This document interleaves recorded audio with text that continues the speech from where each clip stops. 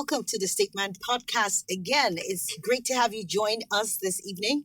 My name is Swat, and I'm your host here. Well, today we'll be asking a rather complex question. I know some people will find it that way, some people find it quite offensive, but it's something that we've come to see over the course of time build up. The Peter Obi phenomenon or movement or, followership has really grown, to the extent that people are now referring to the supporters of Peter Obi. Peter Obi, by the way, is one of the candidates for the 2023 election under the Labour Party. He was with the PDP, and of course, because he did not stand a chance of winning the primaries, he defected.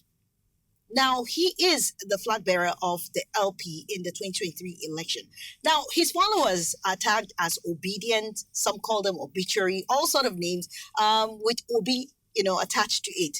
Now, like I said, over the course of time, we've come to see, something that is quite, how do we call it now, peculiar to the Peter Obi followers, and that is their penchants or intolerance for anyone who doesn't seem to support the candidacy of a Peter Obi. They seem to go all out viciously attacking such a person. So the question is, are this group of people really toxic, or is this just a figment of people's imagination? And if they are, what is causing such toxicity? Is it even good for the candidacy of Peter Obi come 2023? These are some of the issues we'll be discussing today. And in the studio with me, I have Bivan Magoni.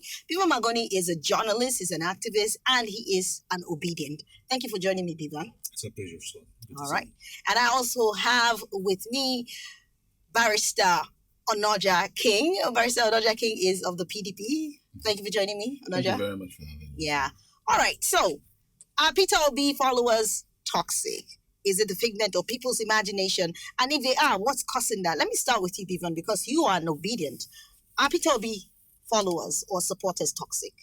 Okay, whatever you see Nigerians doing at the moment, their reactions on the forthcoming elections 2023, I think is justified. Are we toxic? No, I think we are angry, and everyone has a stake here. I mean, whether you belong to PDP or you're supporting APC or you're supporting Labour Party, there's something that you are fighting for, and this time around, the stakes are high, so you don't have to be very cool and calm and pretend like nothing is at stake here. Now, for example, for those in APC, they want to retain that position. Power is about to shift hands, and they know that they are losing it. It's about to shift hands? Yeah, it's about to. Okay. They know like your confidence. Yeah, they know that they are losing it already, so they are as toxic as anybody out there. The PDP guys have lost it for the past 7 years, and in the 8th year, if they don't do anything to get it back, it's going to take them like another 8 years, making 16 years. So things, a lot is at stake here. So why are obedient very angry? We're not toxic, we're angry. We're a set of young Nigerians who feel that right from when we were born to where we are today, things keep spiraling out of control. And we just feel that this is the opportunity to get it and get it right, to bring our country on course. And the only person who can help us do that is Peter Obi. Remember, Peter Obi is not even the one fronting this. I mean, look at it this way. In every of the interviews, whether PDP, APC, NNPP, or whatever it is, whenever they go on television, they go on set, they keep on attacking Peter Obi. Peter Obi has never attacked Can you give me an instance where anybody attacks Peter Obi? Kwankwaso did. Asioji, Bola Ahmed Tinubu, in fact, he released a statement. His campaign organization released a statement that we are toxic. PDP did the same thing. I mean, everyone is basically... But is that not a statement of fact? Are Peter Obi followers or supporters toxic? Something is now, at I'll give stake. you an example why I'm Yeah. asking this question. Yeah. Now, sometime in May, if you remember Poju Oemade, Yeah. he put out a statement, very vague. He did Yeah. not say Peter Obi. He said, do not waste your time. Let me quote what he said. He just said something, do not waste your time on something that is unplanned. Yeah. That's not the real quote, but I mean, that's the line he took.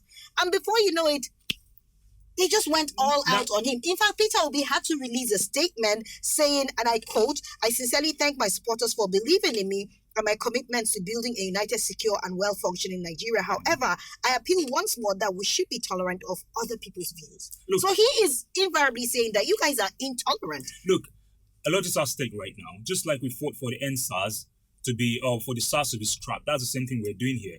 See, the decision of other people come 2023 is going to affect all of us. I never supported APC prior to 2015, and it has affected me, affected everybody. It's affecting people who even supported APC worse than it is affecting me. So what we're saying is that a lot is at stake right now. We're trying to take our country back. So we are just out there trying to raise our voices. This is no time to be a gentleman. Nigeria has gone down the drain, and no one is, we can't be gentlemen anymore. This is not business as usual. And the fact remains, Peter Obi is not toxic. He's not the one fighting. No, his followers are not toxic. They are fighting for him. Whenever you attack Peter Obi, we are always there to defend him because we know that he's not going to go. I said something a couple of days ago to someone. I said, if you think there's a pig somewhere, and then somehow it splashes mud on me or something like that, you feel I'm not going to enter into the mud to rescue that pig, you're mistaken. You don't even know me. I'll go there and fight that pig there inside that mud there and get out, and I'll come out victorious. I'll come out looking like I defeated a pig in the mud. How do you defeat a pig when a pig will always be a pig? A pig will always be a pig, and that's the reason why it will make you feel it can do and undo. And because people don't follow pigs into the gutter to fight, or into the mud to fight, and it keeps on misbehaving. Wow. So that's a more reason why people like me will enter the mud, rescue the pig, and then come out. Wow. Onaja, you heard what he said. He said that it's not even only obedience or, even APC, PDP are also angry at a time like this. Do you think? Be angry. I believe that we should be angry. So, but then the toxicity. I believe that we're experiencing the worst rule, the worst sort of leadership in the history of our country. Our country has never been this poor. Our countrymen have never been this poor. Our country has never been this insecure. Our countrymen have never been this insecure. We have never been this unable to put food on the table, to send our children to school, to protect our old, to be productive on our farms, and the whole myriad of evidence that abounds to 7 going on 8 years of APC's misrule. Every Nigerian should be angry. Where there's a difference for me is how do you express your anger? Okay. Right? Mm-hmm.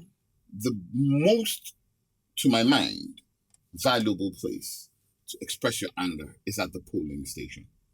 It's at the polling unit. Mm-hmm. It's when you're there with ballot paper and your PVC and you say, I am not going to reward 8 years of misrule. That's the most valid place to express your anger. Otherwise, we're all victims. Why are you expressing your anger at me? Right? We're all victims. We're all suffering. Before I go further, there have been some really nasty things that have been said to supporters of Peter Obi. Some really nasty things. The moniker obituary is utterly disgusting. Well, some of them even accept it. It is utterly disgusting. The moniker obedient makes no sense to me. The moniker, the comparisons to IPOB and all that are simply ridiculous. They make no sense to me. And I don't think our politics should get to that place. Okay. Like Divan has said, this is literally a fight for our lives. It is a contest that the victory, that what is at stake is the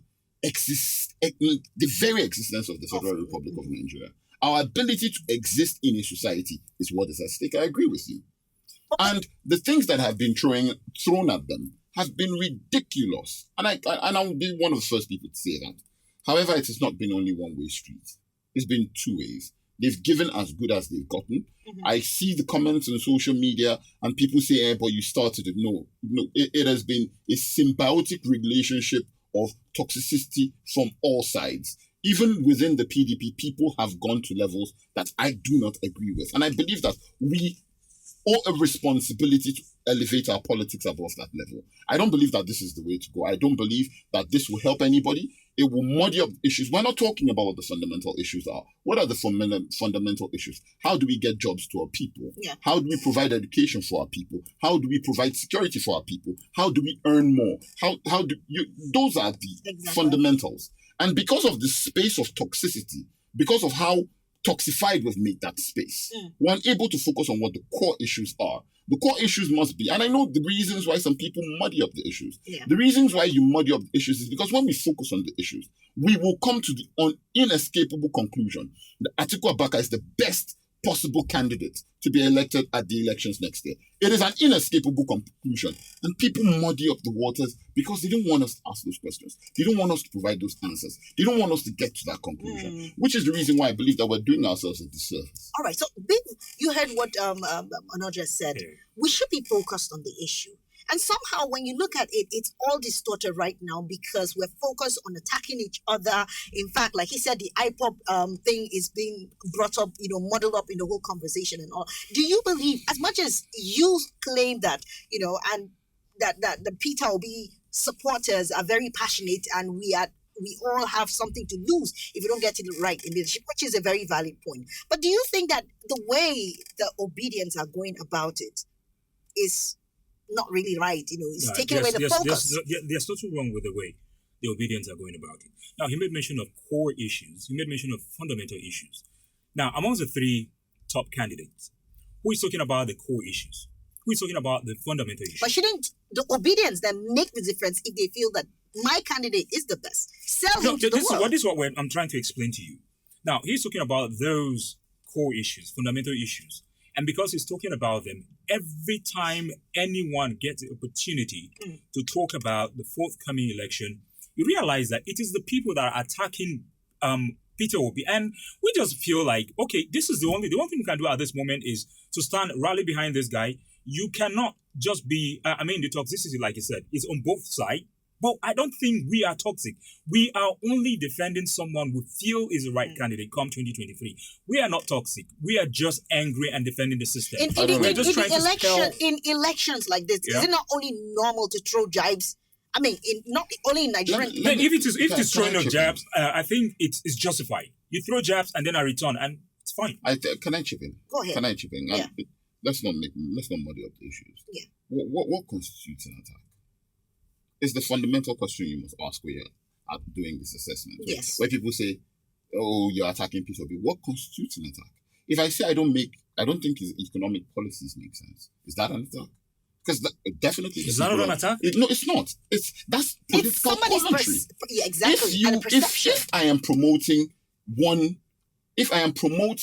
one set of political or economic policies at variance with yours, it is political discourse to be able to say, this is where mine makes sense and this is where yours doesn't make sense. And this is why people should vote for me and this is why people should not vote for you. That's not an attack.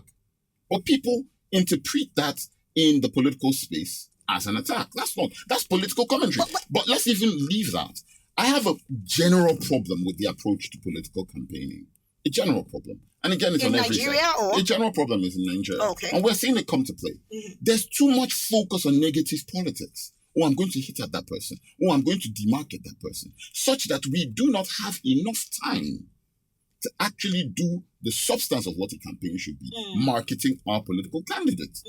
There's too much focus on all these things. And the attempts to elevate that are viewed as attacks. Those are not attacks. No. Now, don't get me wrong. There have been attacks. The statement by Sam Omate of The Nation on behalf of Bola Tinubu, because Bola Tinubu owns that paper and it was allowed to be published. That statement, that obituary, my goodness, that was rubbish. That was utterly ridiculous. And everybody who was associated with the writing, the editing, the vetting, and the publication of that story ought to be ashamed. Let me ask Nothing you, like that should have come out. What do you think about Rainer Omokri's commentaries? I believe. Do you think he's an attacking? I believe, and I have criticized them several times, I do not believe that that's the way to run a political campaign. And as much as possible, I would like to, on behalf of if I worked in the Atiku campaign, I don't. I'm just a member of the party that supports the party. If I did, I'll try to distance myself from that. I would rather focus. What does my candidate stand for? My candidate stands for the need to grow generational wealth. Of the 4 top candidates,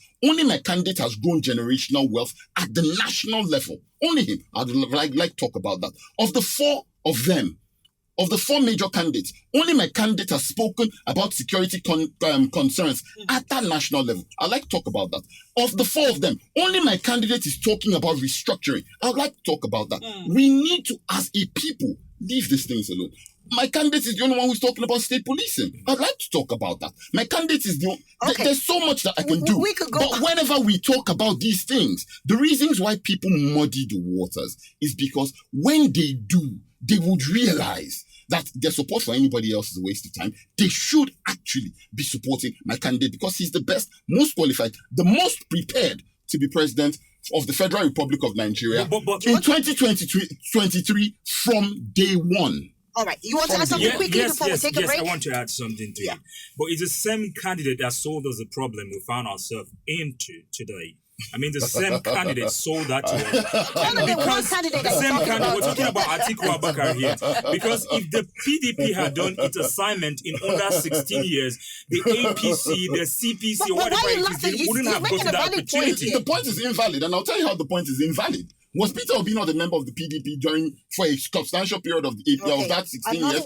Hold on, let me finish. Did Peter Obi not serve as chairman of SEC? Did he not serve as a special advisor to Goodluck Jonathan? Did he not? Was he not the vice presidential candidate of the People's Democratic Party in 2019? How are you going to look at me and try to say, how are you going to look at me and try to say, oh, PDP was a failure for this period of time, but this man who was a part of PDP and who helped advise economically and who was the running mate in 2019 and who said Atiku Abubakar is the most prepared candidate to lead this country from day one. How are you going to look at me and say that person is different? In this situation, I think change is the most constant thing. Now look at it this way. Change is available to you, but it's not available to my candidate. Let's listen to you. What do you have to say in response to that? Now you also have to realize that the people clamoring for Peter Obi are not clamoring under the Labour Party. They are saying we are behind Peter Obi. We are not doing party politics. We are looking at individuals and what they can do. But then you said something about the PDP. Hold on. I mean, he was one that mentioned PDP. Let me go there. Let me go there with you. And let me show you. Hold on. And let me go there with you. You talk about change. Let me tell you a fundamental thing. I don't know what it was that led Atiku, what personal conviction he had that led Atiku to support Muhammadu Buhari in 2015. I don't know. It's a question that I would like one day somebody challenges him so that he explains. But I do know one thing. Very early on, when he saw that this is not what we thought, this is not what we promised, he got off that bus and started working to make sure that bus did not get to a destination. He got off that bus really early. He left the APC really early and said, you know what? I am going to spend my time, my energy, my resources towards correcting this error. You cannot tell me that, and you've spoken about change. You were the one that brought change up with respect to Peter Obi. You cannot tell me that the change gospel is available to Peter Obi, where he has changed from a member of the PDP and he's now a member of the Labour Party, and everything that applied to the PDP is washed away, and it cannot be available to my candidate. You cannot do that. But before I go on, I'll keep quiet now. Before I go on, you now speak about voting for somebody who is this one person. You're voting for the individual. But we run a constitutional democracy where there's the legislature, right? Yes. Whatever reforms that you're going to do to our laws, to our institutions, to our ministries, them departments and agencies, is going to go to the legislature for people. 109 in the National Assembly. I mean, the Senate. 369 in the National Assembly, in the House of Reps. If you do not have representation, who shares a legislative agenda with you, who shares ideas with you, who share an ideology with you, how are you going to do this reform? Now, I have a problem with the fact that a lot of people have actually not paid attention to this man and what he did when he was a governor of his state. Now, he said the first time he was impeached and he went to court and he won. The second time he was impeached and he went to court and won. And then he went on to serve the 8 years term. And after everything, why did he leave in the coffers of that state? Okay, we're going to come to that, Bevan. We're going to come to that.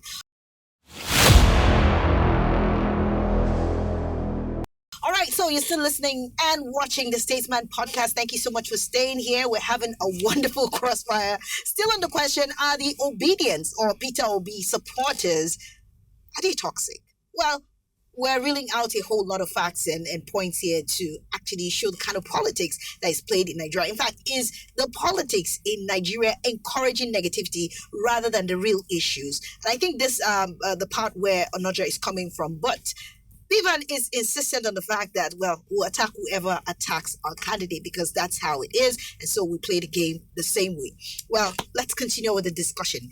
Now, Viv, you were saying something about Peter Obi and his days as Anambra State governor and how much he left in the coffers. Now, I've heard a lot of people criticize that, saying that it would be better or it would make more economic sense for Peter Obi back then as Anambra State governor to have used that money, channeling it to developmental projects, infrastructure, to better the lives of the people, than make this a campaign or something that you look back on or fall back on and say, well, this is the reason why you need to vote me. Because saving money, for God's sake, when people are in need and in poverty, I mean, does that make any sense?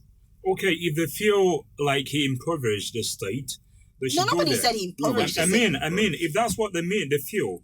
Because you saying something about using the money to better the lives of the people, it makes it look like, okay, he had the money, but people didn't really benefit from him.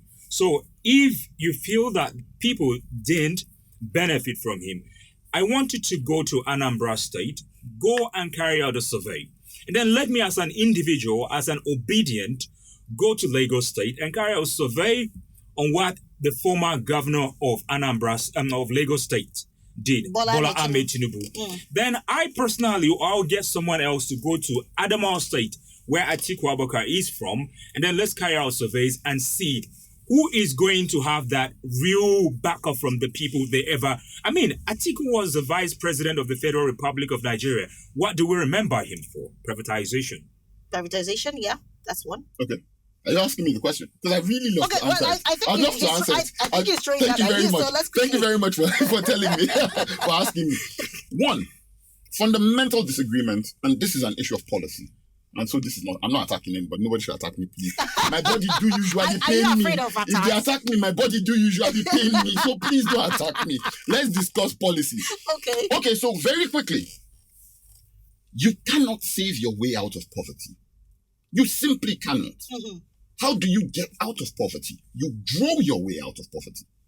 Of the three or the four major contenders, that is Alhaji Atiku Abubakar, my candidate, Asiwaju Bola Ahmed Tinubu, Mr. Peter Obi, his candidate, and then Alhaji Kwankwaso, Rabiu Musa Kwankwaso, Senator. Only one candidate has actually been associated with the growth of wealth in this country on a national level. Between the years of 1999 and 2007, we saw Nigeria grow consistently, economically, at an average of 7%. I think specifically in the year 2000 or 2001, we experienced 15% GDP growth. Who was chairman of the National Economic Council? Say his name. Alhaji Atiku Abubakar. He was chairman of the National Economic Council. But I think cumulatively, at the end of the day, it was about 6% growth. 7%. Average. 7%. No, that was Yar'Adua. Average. Nigeria grew at an average of 7% per annum from 1999 to 2015. An average of 7% on the 1st of February 2015. While speaking at the Chatham House, President Muhammadu Buhari himself agreed that the PDP grew the economy at an average of 7% per annum for 16 years. When it comes to the growth of wealth, when it comes to the actual work that we need to do to remove people from poverty, when it comes to the development of whole sectors of the Nigerian economy, when it comes to doing the actual work, either in private enterprise or in public, when it comes to the actual production that Peter Obi says that we need to move to from the consumption where we are, which is what made him a billionaire, by the way, we cannot deny that the one person who brings to the table any sort of quality is at Alhaji Atiku Abubakar. I will tell you something in closing or you realize in that you're just conversation. talking about quality In without conversation, facts. when I say to you when I mention specific GDP growth, it is fact. It is not that's a fiction. fact. I mean, It's fact. we can cross-check it. Hey, let me say it. You Go and know, verify. What was the role? Now, apart from being the chairman of the Economic Council, or whatever it is, Economic Council, apart from being the chairman, what else was he doing? I mean, we just remember him as someone who had issues with his principal. They had a back and That's what you forth choose and to all of that. remember him for. No, that's not what we choose to remember. That's what we know him for. That's what we know him for. I mean, you don't have so much time. We know him for moving from one place to another to the point that he's not even in the country anymore. Hold on. Let me tell you something. I want you to of the three candidates, I mean, I don't know if there's anybody that is a saint.